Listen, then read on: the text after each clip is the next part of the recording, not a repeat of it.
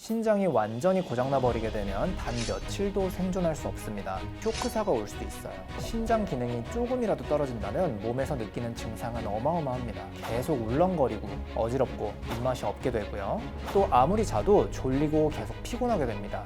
모든 암을 평균 냈을 때 암 환자의 5년 평균 생존율은 70%예요. 말기 신장병이 암보다 더 위험할 수도 있다는 거예요. 신장 건강을 유지하는 데 도움이 되는 음식은 있을까요? 첫 번째는 그런데 콩팥은 이렇게 한 가지 음식만 먹으면 무조건 안 좋아요. 그래서 제가 드리고 싶은 말씀은 신장 기능이 떨어지는 만성 신장병은 우리나라 성인 10명 중에 1명이 겪고 있을 정도로 흔한 질환인데요. 신장은 우리 몸에서 정말 중요한 기능을 하기 때문에요.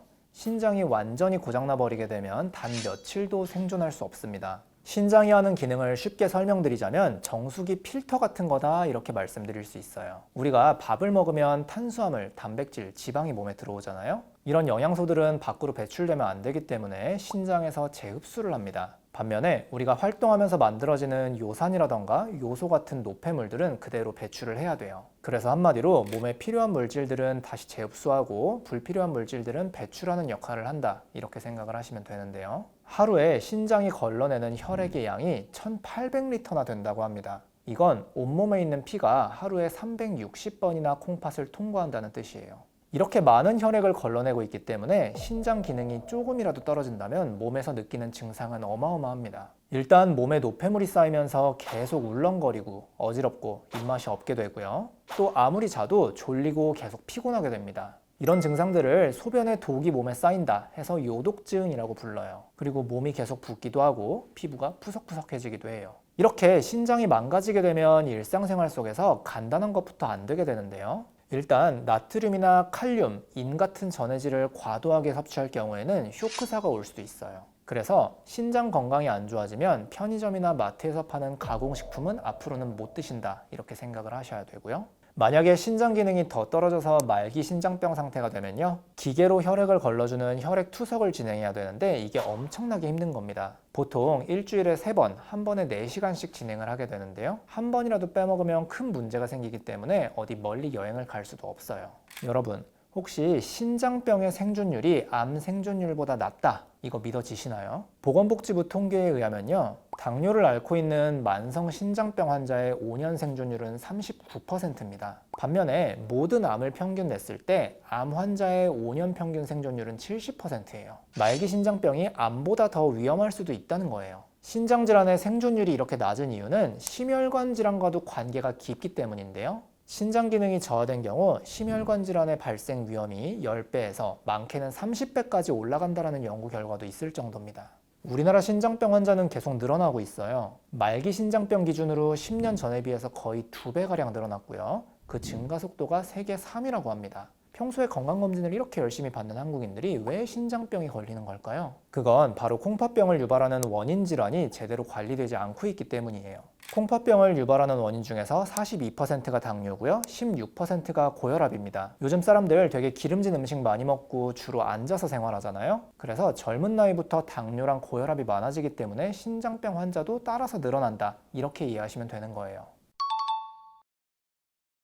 지금부터 신장이 망가지는 걸 눈치챌 수 있는 중요한 증상 5가지 설명드려 볼 건데요. 일단 첫 번째는 거품뇨입니다. 거품뇨라는 것은 말 그대로 소변을 봤을 때 거품이 없어지지 않고 오래 남아있는 걸 의미하는데요. 보통은 5분 이상 거품이 없어지지 않으면 그걸 거품뇨라고 부릅니다. 거품이 많아지는 대표적인 이유가 바로 단백뇨예요. 단백질은 원래 신장에서 걸러지고 몸 안에 있어야 되는데요. 신장 기능이 떨어지면 단백질이 새어 나오기 때문에 단백뇨가 생기는 거예요. 물론 소변에 거품이 생긴다고 다 단백뇨인 건 아니에요. 소변 줄기가 빠르게 떨어지면 그것 때문에도 거품이 생길 수 있는 거예요. 하지만 평소에 비해서 소변에 거품이 많이 생기고 또 오랫동안 없어지지 않는다, 이런 경우에는 꼭 병원에 가서 소변 검사를 받아보시는 게 좋겠습니다. 그리고 아침에 일어났을 때 유독 얼굴이나 팔, 다리가 붓는 경우에도 콩팥 기능이 떨어진 상황을 의심해 볼 수 있고요. 아무리 자도 무기력하고 계속 피곤하다, 이것도 요독증의 대표적인 증상이기 때문에 콩팥 기능 저하를 의심하셔야 됩니다. 마찬가지로 뇌에 독성 물질이 축적되면 이것 때문에 어지럽고 울렁거리고 집중력이 떨어지는 증상도 생길 수 있는 거고요.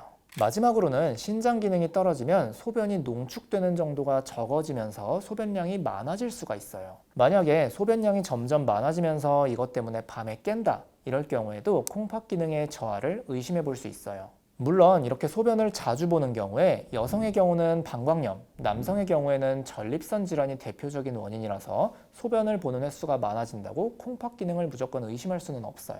하지만 이런 증상이 생긴다면 그냥 방치하지 마시고 꼭 병원에 가서 소변 검사 정도는 받아보시는 게 좋을 것 같습니다. 이렇게 신장이 망가질 때 느낄 수 있는 증상들을 설명드렸는데요. 안타깝게도 신장 기능이 떨어질 때 제일 흔한 증상은 바로 무증상입니다. 그래서 제가 항상 말씀드리지만 제일 좋은 방법은 건강검진이고요. 특히 소변검사 같은 경우에는 본인 부담금이 1,000원 정도밖에 안 되거든요.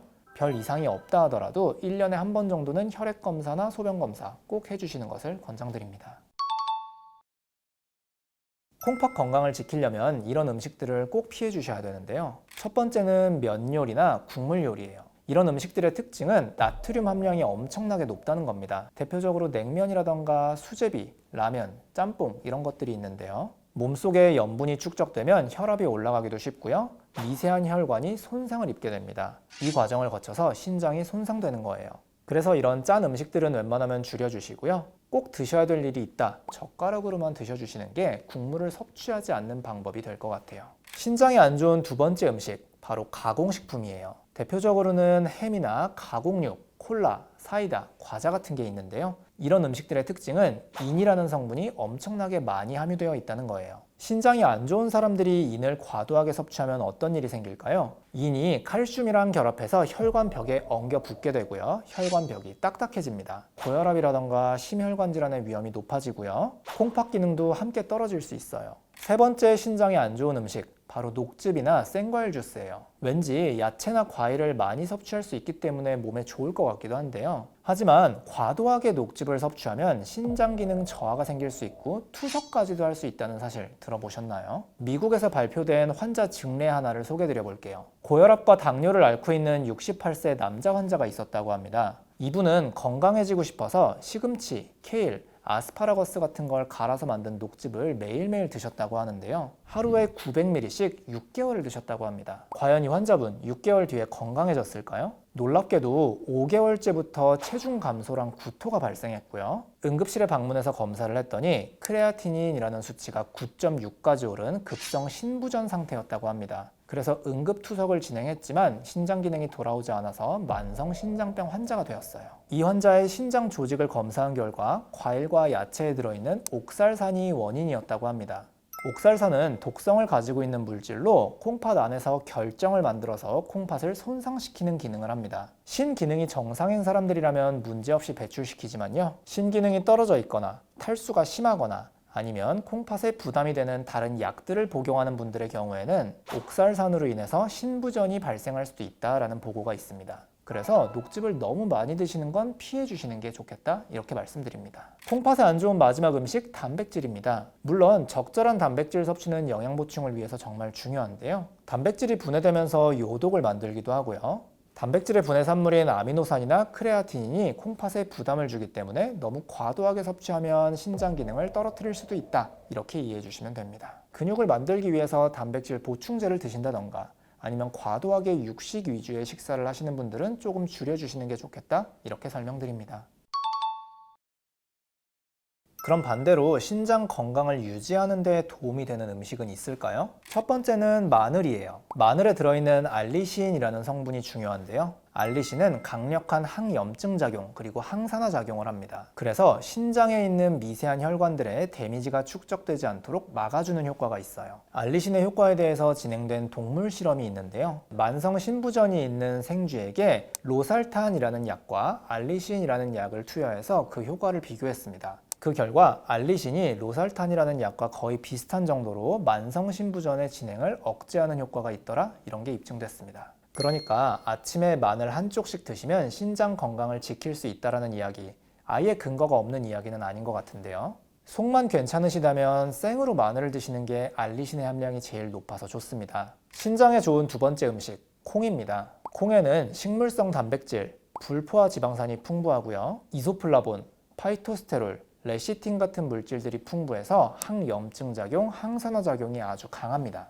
중국에서 27,000명을 대상으로 진행된 연구가 있는데요. 여기서는 하루에 섭취하는 콩을 50g씩 늘려갔을 때 만성 신질환의 발생 위험이 4%씩 떨어지더라. 이런 결과가 나왔고요. 미국에서 15,000명을 대상으로 진행된 다른 연구에서는요. 하루 중 섭취하는 단백질 중에서 콩이나 두부같이 식물성 단백질을 위주로 섭취하는 사람들이 만성 신부전으로 인한 사망 위험이 33% 낮아지더라. 이런 결과를 확인했습니다. 다음은 오메가3인데요. 오메가3는 몸속의 염증을 억제하는 효과가 있어서요. 천식이라던가 류마티스, 알러지, 암까지 예방하는 효과가 입증이 되어 있습니다. 그리고 오메가3는 신장 건강을 지키는 기능도 가지고 있는데요. 우리나라 카톨릭 관동대에서 86,000명을 대상으로 한 연구가 있습니다. 이 연구에서는 오메가3를 꾸준히 섭취한 사람들의 경우 만성 신질환의 발생 위험을 29%나 낮출 수 있다고 했습니다. 그리고 다른 연구에서는 12개국의 25,000명의 사람들을 대상으로 메타 분석을 진행했는데요.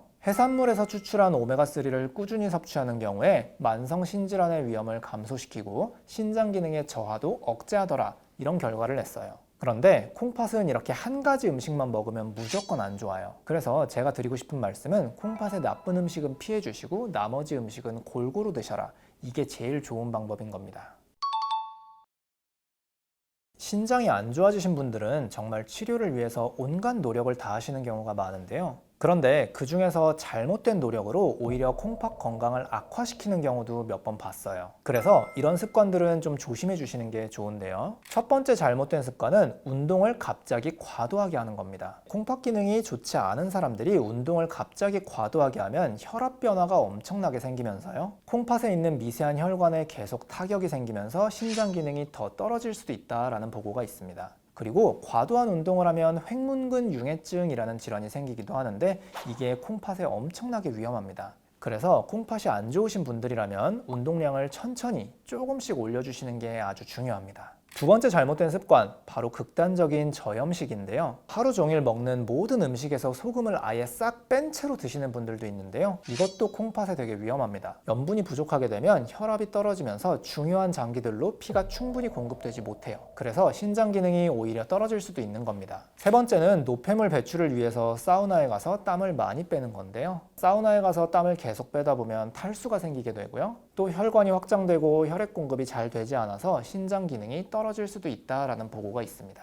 마지막으로는 무분별한 약 섭취예요. 우리가 먹는 약 중에 대부분은 신장으로 배설이 되는데요. 그 중에서도 신장에 부담이 많이 되는 약들이 있어요. 대표적으로는 소염 진통제라던가 오구멘틴 같은 항생제, 아시클로버 같은 항바이러스제가 있습니다. 신장 기능이 안 좋으시다면 이런 약들은 주의해 주시는 게 좋겠습니다. 제가 항상 말씀드리지만 건강은 한번 잃어버리면 다시 원래대로 돌릴 수가 없어요. 콩팥도 마찬가지고요. 그래서 건강에 관심 많으신 우리 구독자 여러분들께서는요. 소변검사나 혈액검사 같은 건강검진 빼놓지 말고 꼭 챙겨주시길 권장드립니다.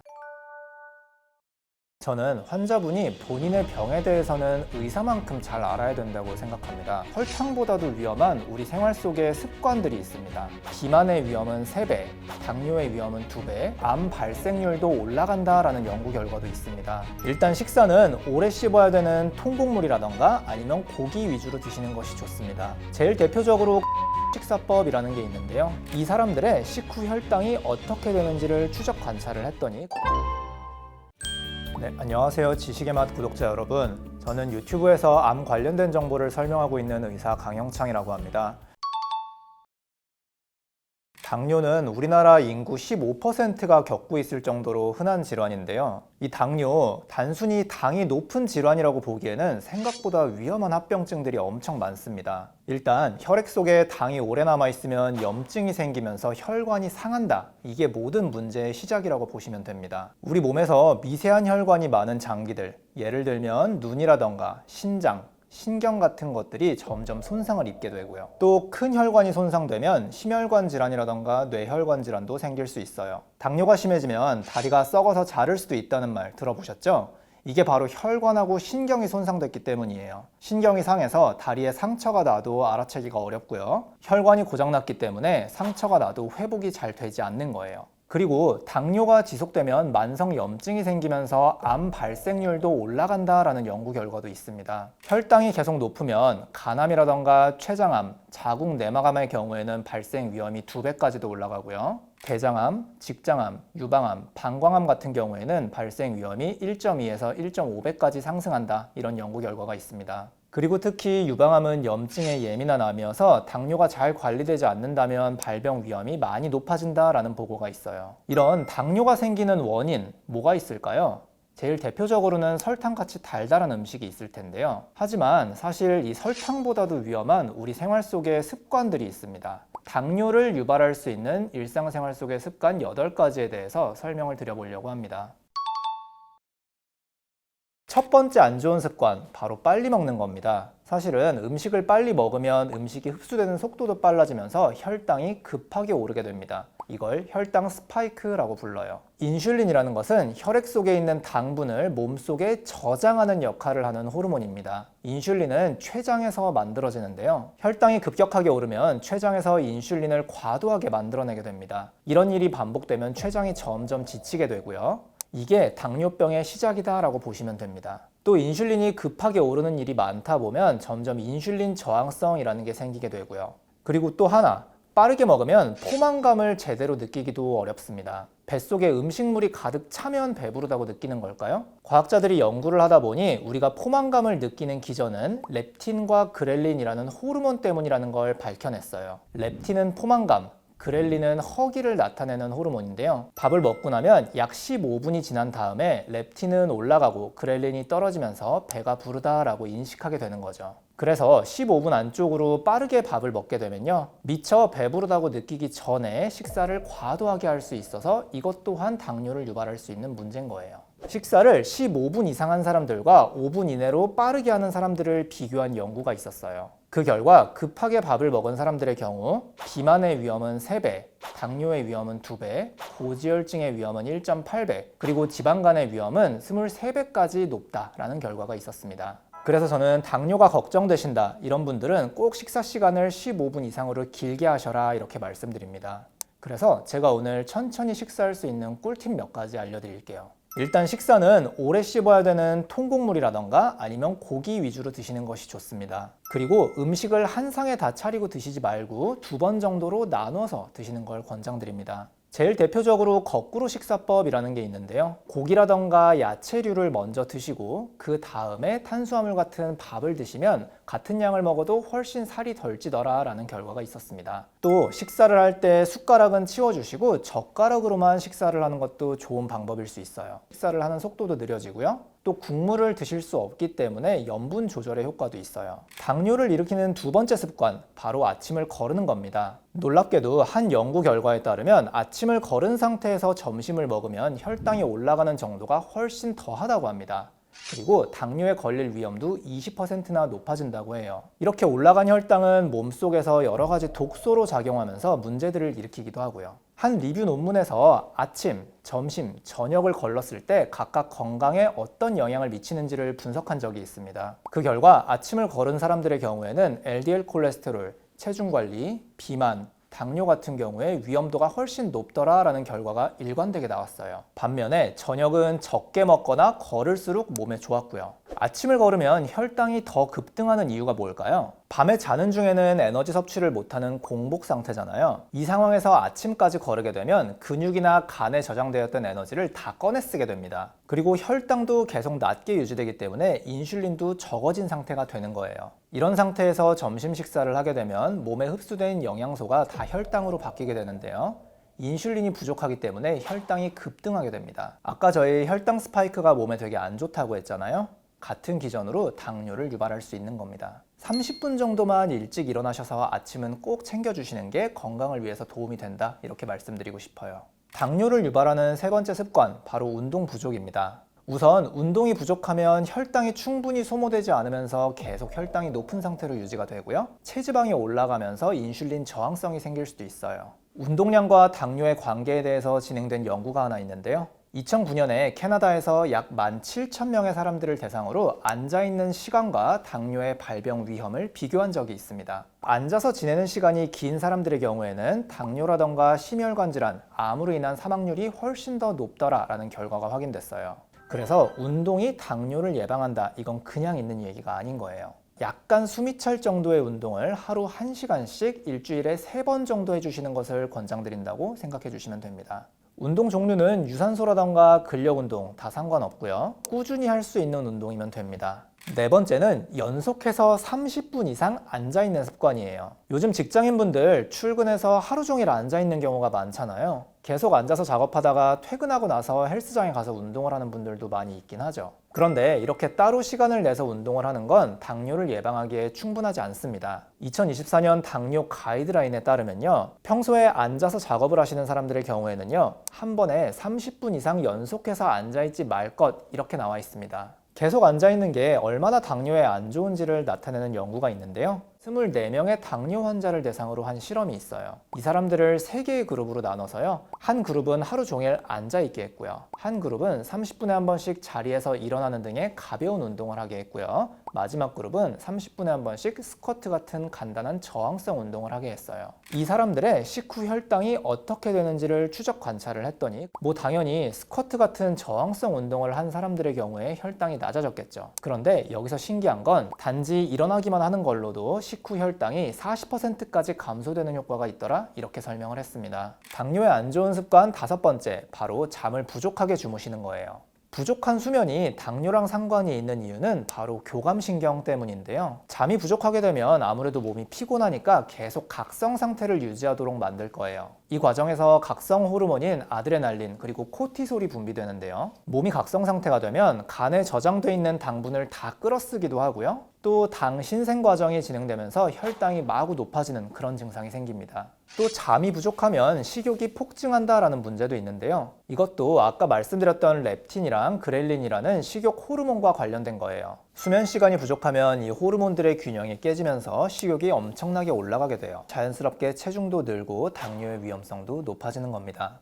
실제로 중국에서 진행된 메타 연구에서 수면 시간과 당뇨의 위험성을 비교한 적이 있는데요. 그 결과 적정 수면 시간인 7시간에서 8시간보다 짧게 자는 사람들의 경우에는 2형 당뇨의 위험이 높아지더라라는 결과가 확인됐습니다. 또 불 켜놓고 주무시는 분들, 이런 경우에도 당뇨라던가 심혈관 질환의 위험이 높아진다라는 사실 들어보셨나요? 2023년도에 미국에서 550명의 고령자를 대상으로 한 연구예요. 그 결과 밤에 빛을 자주 쬐는 사람들의 경우에는 당뇨라던가 고혈압, 비만의 위험도가 1.7배에서 2배까지 높아지더라라는 결과가 확인됐습니다. 6번째 당뇨에 안 좋은 습관, 과일을 많이 먹는 습관입니다. 과일이 여러 가지 성인병이라던가 암을 예방한다는 효과가 있다는 사실 예전부터 여러 가지 연구에서 입증이 된 적이 있어요. 이 과일, 천연식품이라서 왠지 몸에 좋을 것 같지만 과도하게 먹으면 당뇨를 유발할 수도 있습니다. 우리가 먹는 음식이 혈당을 얼마나 높이는지 나타내는 게 GI 인덱스, 혈당 지수라는 건데요. 과일의 경우에는 이 혈당 지수가 생각보다 되게 높습니다. 특히 수박이라던가 파인애플, 멜론, 건포도 같은 과일들은 혈당 지수가 높아서 조금만 먹어도 혈당이 엄청나게 올라가요. 반대로 사과라던가 자몽, 자두, 체리 같은 과일들은 GI 인덱스가 낮아서 혈당을 올리는 정도가 좀 덜합니다. 이 혈당 지수가 낮은 과일들 위주로 드셔주시는 게 좋을 것 같아요. 7번째는 양치를 제대로 하지 않는 습관이에요. 잇몸은 미세한 혈관들이 많아서 세균이 몸으로 침투하기에 되게 좋은 장소예요. 이런 잇몸에 염증이 생기면 사이토카인 같은 염증 물질들이 몸에 많이 생기게 되고요. 이 염증 물질이 인슐린의 작용 신호를 차단합니다. 그래서 몸에 인슐린이 있더라도 제대로 혈당을 관리하지 못해서 혈당이 계속 올라가는 당뇨가 생기게 되는 거예요. 2022년에 영국에서 진행된 연구 결과에 따르면 치주염을 제대로 치료하게 되면 당화혈색소가 0.43 낮아지더라라는 결과가 있었습니다. 그래서 평소에 양치만 잘해도 당뇨를 예방할 수 있다는 사실 꼭 기억해 주세요.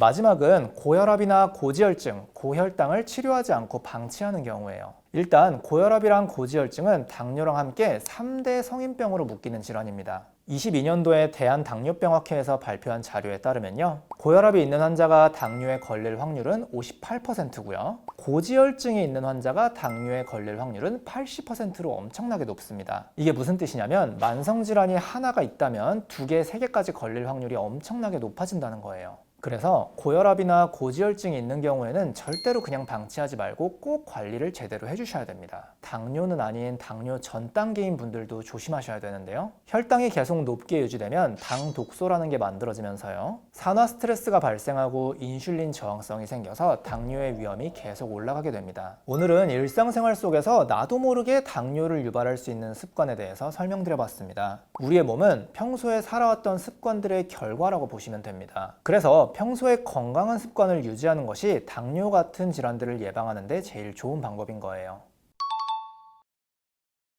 저는 환자분이 본인의 병에 대해서는 의사만큼 잘 알아야 된다고 생각합니다. 많은 병들이 금방 치료가 되는 게 아니라서요. 이 힘든 과정을 이겨내려면 환자분이 본인의 상태와 치료 방법을 정확히 이해하고 있어야 되는 거예요. 그런데 제가 진료를 보면서 경험했던 많은 환자분들이 이러한 궁금증을 제대로 물어볼 것이 많지 않았던 것 같아요. 그래서 어떻게 하면 좀 더 자세한 정보를 전달드릴 수 있을까 고민을 했고요. 그 방법으로 영상 촬영이라는 매체를 선택했습니다. 아무래도 평소에 이렇게 영상 촬영하는 게 익숙하지 않아서 많이 어색하긴 하지만요. 그래도 여러분들께 도움되는 정보를 전달드리려고 항상 노력하고 연구하고 있습니다.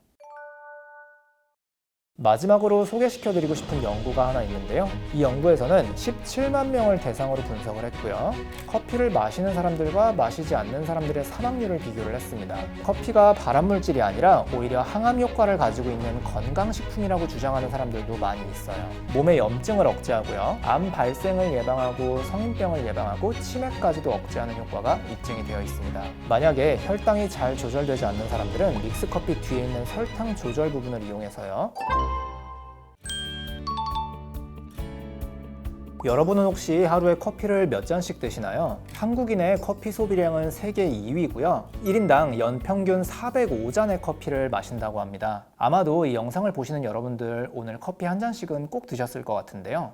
그런데 여러분, 혹시 몇 년 전에 미국에서 커피가 발암물질로 규정되었다 이런 소식 들어본 적이 있으세요? 만약 커피가 진짜 발암물질이라면 매일매일 커피를 먹는 우리 한국인들의 건강은 괜찮은 게 맞을까요? 2018년도에 캘리포니아 법원에서 신기한 판결을 내렸는데요. 바로 커피가 발암물질이기 때문에 모든 커피집에는 발암물질이라는 경고판을 붙여야 된다라는 내용이었습니다. 그래서 한동안 미국에서 커피를 마시러 가면 발암물질 경고판이 붙어 있었던 걸 볼 수 있어요. 이건 음식을 볶거나 튀길 때 나오는 아크릴 아마이드라는 발암물질이 커피콩을 로스팅하는 과정에서도 발견됐기 때문입니다. 이 판결 때문에 미국에 있는 커피 회사들이 커피 소비자들한테 200만 원씩 배상해야 될 위기에 처하기도 했다고 해요. 이 판결은 1년 뒤인 2019년에 뒤집혔는데요. 아마도 커피를 사랑하는 사람들이 너무 많다 보니까 계속 의문을 제기했던 것 같아요. 그래서 WHO에서 그간 조사됐던 모든 연구 결과를 다시 한번 검토했고요. 커피는 발암물질이 아니라고 결론을 냈습니다. 발암물질인지 아닌지를 판단하는 기관이 국제암연구소 IARC라는 기관인데요. 여기서는 전 세계에 있는 모든 물질들을 발암물질 4단계로 나눕니다. 1구는 확실히 발암물질이다. 2구는 발암물질일 수도 있다. 3구는 발암물질일 가능성이 많지 않다. 4구는 발암물질이 아니다. 이렇게 나누는 건데요. 1군 발암물질의 예시로는 흡연이나 술, 방사선 같이 누가 들어도 위험한 물질들이 있어요. 과연 커피는 어디에 들어갈까요? 커피는 1991년도에 이 B군 발암물질로 분류가 된 적이 있어요. 이건 커피콩 안에 벤젠이라던가 포름알데히드 같은 1군 발암물질이 소량 함유되어 있기 때문이고요. 커피콩을 로스팅할 때 나오는 아크릴 아마이드가 2A군 발암물질이기 때문이었습니다. 하지만 이 물질들의 양이 워낙 적어서 진짜 커피가 발암물질이 맞는지 과학자들이 계속 의문을 제기했어요. 그래서 그 이후에 커피가 발암물질이 아니라는 결과를 낸 연구들이 점점 많이 쌓였고요. 더 이상 커피를 발암물질로 볼 근거가 없어서 2016년도에 커피는 3군으로 내려갔습니다. 오히려 요즘은 커피가 건강에 좋다라는 연구 결과가 점점 나오고 있는데요. 그래서 요즘은 커피가 발암물질이 아니라 오히려 항암 효과를 가지고 있는 건강식품이라고 주장하는 사람들도 많이 있어요. 우선 커피에는 항산화 물질이 굉장히 많습니다. 대표적인 게 폴리페놀인데요. 폴리페놀은 레드와인에서 알코올 성분을 싹 날리고 남은 그 빨간색 물질인데요. 강력한 항산화 작용을 가지는 특징이 있어요.